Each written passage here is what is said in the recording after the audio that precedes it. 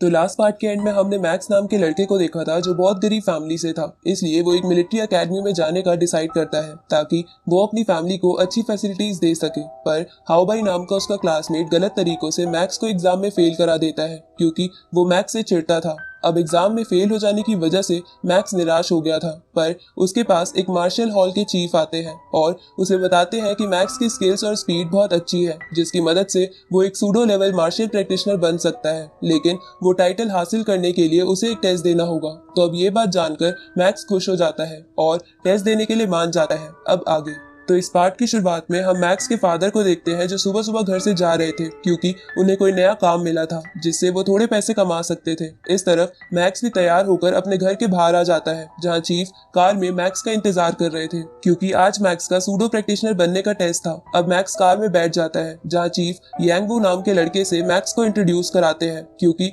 यांगवू भी pseudo practitioner का test देने वाला था। इसके बाद चीफ उन दोनों को बताते हैं कि इस टेस्ट के बाद तुम्हारा एक और एग्जाम होगा और तभी तुम दोनों सूडो प्रैक्टिशनर बन पाओगे। ये सुन के यांगवू मैक्स से पूछता है कि क्या तुमने सोचा है कि तुम सूडो प्रैक्टिशनर का एग्जाम पास करने के बाद क्या करना चाहते हो, क्योंकि इस एग्जाम को पास करने के बाद तुम्हारे पास 4 रास्ते होंगे, जिसमें पहला कि तुम मिलिट्री ज्वाइन कर लो और कंट्री को प्रोटेक्ट करो, दूसरा मार्शल आर्ट हॉल ज्वाइन करके स्टूडेंट्स को सिखाओ और खुद सीखो, तीसरा सिक्योरिटी कंपनी ज्वाइन कर लो या फोर्थ सोशल वर्क करो। ये सुन के मैक्स यांगवू से कहता है कि मैंने अभी कुछ नहीं सोचा है, जिस पर यांगवू कहता है कि मैं तो मार्शल आर्ट हॉल ही ज्वाइन करूंगा। तभी चीफ बोलते हैं कि अगर कोई अच्छा practitioner martial art hall join करता है तो हम उसको रहने के लिए एक विला और 2.5 लाख रुपीस मंथली सैलरी देते हैं। ये सुन के मैक्स अपने पेरेंट्स के बारे में सोचता है कि इतने पैसों से उसकी फैमिली आराम से रह सकेगी। तभी उसे ईवा की याद आती है जिसे दूसरी एकेडमी में एडमिशन मिल गया था, इसलिए मैक्स को लग रहा था कि वो अब उससे कभी नहीं मिल पाएगा। इस तरफ हम ईवा को देखते हैं जो स्टूडेंट्स को एकेडमी के एक और टेस्ट के लिए एग्जाम फॉर्म दे रही थी, पर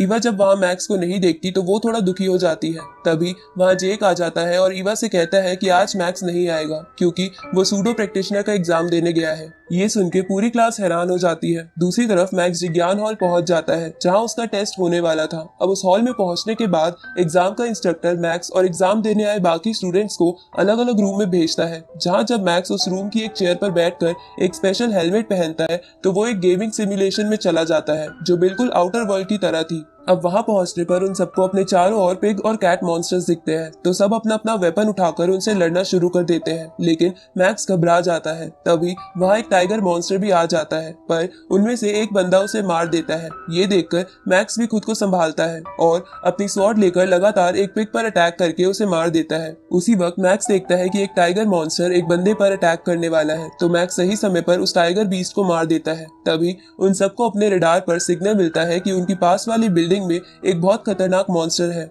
इधर हम मैक्स के फादर को देखते हैं जो अपने दोस्तों के साथ एक घर में सामान शिफ्ट करने का काम करने आए थे, पर वो घर हाओबाई का था। दूसरी तरफ वो सब उस बिल्डिंग में आ जाते हैं जहां उनका डेंजर इंडेक्स 500 पहुंच जाता है, जिसका मतलब था कि आसपास कोई ई रैंक मॉन्स्टर है। तभी उन सब पर एक बड़ी सी गोल्डन ईगल अटैक करती है, तो वो सब बिल्डिंग से बाहर आ जाते हैं और अपने वेपन से उस ईगल पर अटैक करते हैं, लेकिन उन सबके वेपन ही टूट जाते हैं क्योंकि उस ईगल के फेदर बहुत ज्यादा शार्प और स्ट्रॉन्ग थे। अब वो ईगल एक एक कर उन सबको मार देती है। ये देखकर मैक्स को गुस्सा आ जाता है और वो अपनी स्वॉर्ड लेकर ईगल की तरफ बढ़ता है, तो ईगल मैक्स पर अपने शार्प फेदर से अटैक करती है, लेकिन मैक्स उनसे बच के ईगल पर चढ़ जाता है और अपनी स्वॉर्ड उस ईगल के सर में घुसा देता है। पर इससे वो ईगल नहीं मरती बल्कि और भी गुस्सा हो जाती है और मैक्स को भी मार देती है, जिसकी वजह से मैक्स सिमुलेशन से बाहर आ जाता है और उसे लग रहा था कि वो इस टेस्ट में फेल हो गया है। पर इंस्ट्रक्टर मैक्स को बताता है कि उसने एग्जाम क्लियर कर लिया है क्योंकि इस टेस्ट में उन्हें सभी मॉन्स्टर्स को मारने की जरूरत नहीं थी, बल्कि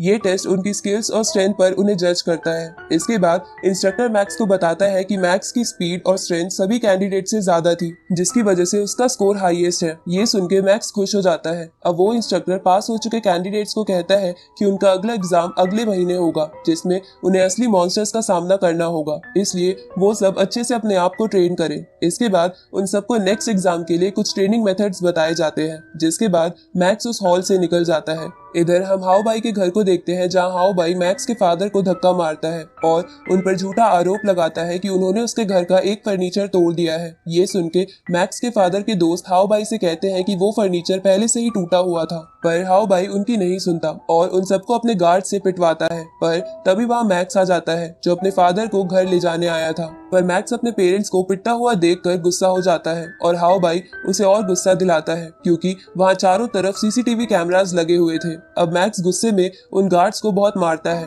और उनके हाथ पैर तोड़ देता है। साथ ही मैक्स हाओ बाई को भी बहुत पीटता है। पर तभी वहाँ पुलिस आ जाती है, जिन्हें हाओ बाई आधी सीसीटीवी फुटेज दिखाकर मैक्स को अरेस्ट करवा देता है। लेकिन ये सब ईवा भी देख लेती है, जो वहीं से गुजर रही थी, और उसे मैक्स की चिंता होने लगती है। आगे मैक्स को जेल में डाल दिया है, जहाँ एक पुलिस वाला मैक्स के फादर को बताता है कि हम मैक्स के केस को और इन्वेस्टिगेट करेंगे और अगर हमें पता चलता है कि मैक्स की कोई गलती नहीं थी तो हम उसे छोड़ देंगे। ये सुन के मैक्स के फादर पुलिस ऑफिसर से पूछते हैं कि आज मैक्स ने सूडो प्रैक्टिशनर का एग्जाम दिया है, तो इस अरेस्ट की वजह से उसके रिजल्ट पर तो कोई असर नहीं होगा ना। अब सूडो प्रैक्टिशनर एग्जाम सुनकर ऑफिसर चौंक जाता है। इधर सेल में एक ताकतवर गुंडा मैक्स से उसकी मसाज करने को कहता है, पर मैक्स इसके लिए मना कर देता है, जिसकी वजह से वो गुंडा गुस्सा हो जाता है और मैक्स पर अटैक करता है। पर मैक्स उसके अटैक से बच जाता है। पर मैक्स ये समझ जाता है कि उस गुंडे की स्ट्रेंथ बहुत ज्यादा है, इसलिए मैक्स उस गुंडे के अटैक से बचते हुए उसे बहुत मारता है। तो वो गुंडा मैक्स से माफी मांग लेता है। तभी सेल का एक कैदी मैक्स से कहता है कि तुम्हें यहाँ लड़ाई नहीं करनी चाहिए, क्योंकि अगर एक बार तुम पर पक्का केस बन गया तो तुम सूडो एग्जाम से बाहर हो जाओगे। दूसरी तरफ हम हाओ बाई को देखते हैं, जो बार में एक बंदे से मिलता है और उसे बताता है कि एक लड़के ने हाल ही में मुझे और मेरे दोस्तों को पीटा था, साथ ही उस लड़के ने मुझे परेशान कर रखा है। ये सुन के वो बंदा हाओ बाई से बोलता है कि तुम तो मार्शल आर्ट हॉल के स्टूडेंट हो, तो तुम उससे कैसे हार गए। जिस पर हाओ बाई उसे बताता है कि मैक्स बहुत ताकतवर है और उसने आज ही सूडो प्रैक्टिशनर एग्जाम भी दिया है। अब प्रैक्टिशनर एग्जाम का नाम सुन के वो बंदा वहां से जाने लगता है, क्योंकि वो इस मामले में नहीं पढ़ना चाहता था। तो हाओ बाई